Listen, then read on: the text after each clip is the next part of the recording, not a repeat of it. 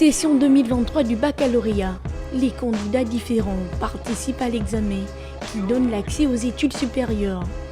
La Direction générale des examens et concours a mis à contribution le personnel d'encadrement des candidats vivant avec un handicap. Nous sommes au centre d'examen de l'Immaculée Conception.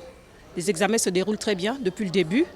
Nous avons deux catégories de candidats. Nous avons des candidats classiques et nous avons deux candidates en situation de handicap. Une classe leur a été affectée avec deux AVS et deux surveillantes pour pouvoir répondre à leurs besoins spécifiques.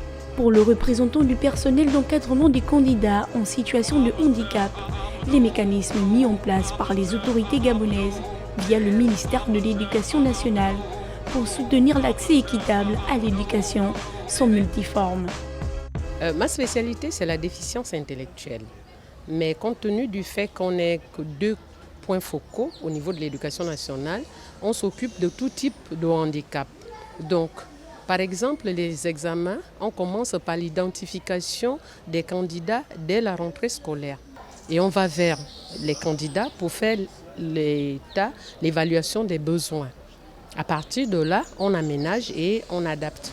Le handicap, qu'il soit visible ou non, n'est qu'une différence. Et pour les élèves qui passent l'examen, le personnel d'encadrement pour l'inclusion scolaire reste d'un soutien non négligeable. Aujourd'hui, nous sommes sur le terrain parce que nous représentons le ministre de l'Éducation nationale, pour ne pas dire le ministère, pour pouvoir accompagner ces jeunes et ces candidats en situation de handicap qui ont le droit de passer les examens dans les mêmes conditions que les autres, donc en respectant l'égalité des chances.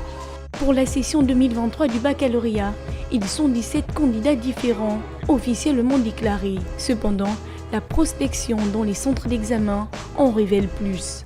En fonction de ce que nous avons découvert pendant l'identification, il peut arriver qu'on trouve un nombre et que pendant l'examen, on en découvre d'autres. Tout simplement, il faut le savoir, c'est que les représentations sociales du handicap font en sorte que certains parents ne sont pas prêts à exposer ou à accepter que leur enfant est en situation de handicap. Il existe plusieurs formes de handicap et dans le cadre des examens et concours, les personnes atteintes d'albinisme intègrent cette catégorie de personnes en besoin d'assistance. Je vais vous dire que l'albinisme peut être considéré comme un handicap parce qu'il y a plusieurs formes d'albinisme. Vous avez des albinos qui vont avoir les mêmes problèmes de vue qu'un malvoyant, qui seront sensibles à la lumière, ça veut dire qu'ils seront photophobes.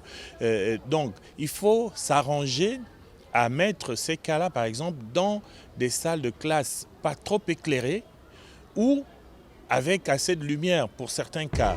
Pour les candidats différents de cette session de baccalauréat, si l'examen est validé, ils pourront bénéficier d'une bourse d'études, une mesure du gouvernement permettant la continuité du suivi dont ils ont besoin.